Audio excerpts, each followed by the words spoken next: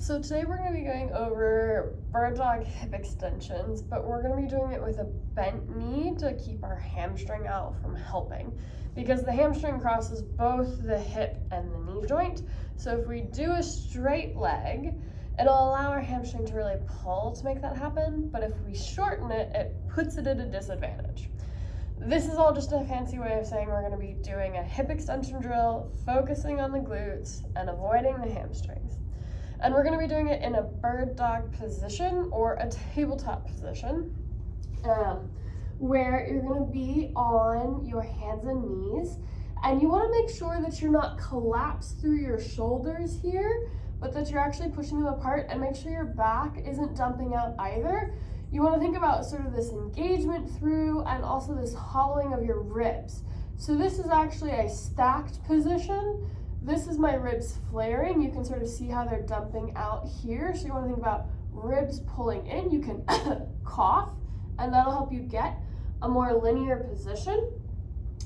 And then from here, you're going to take one leg, making sure that everything stays braced, and you are going to lift as high as you can without your pelvis opening or your back arching. So the goal is to keep this rib and pelvic position as stable as you can while you are lifting and squeezing through this leg.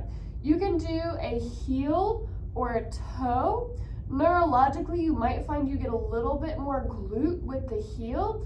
And notice how my knee is staying in this relatively same locked position. It extends just a little bit at the top, but I'm sort of keeping it bent the whole time. I'm not doing this like funny thing. And the other thing to think about, I'm going to shift so you can sort of get a more oblique position, is that you're not rocking side to side. You're using that core engagement to keep it stable as you're lifting. And notice that I am not opening my pelvis here to the side. I'm really thinking about pulling through this hip to keep everything square and this hip pointed to the ground as I'm lifting up. If you want extra points, you can really think about squeezing that heel closer to you, but make sure you're feeling your hip engage. And that's that.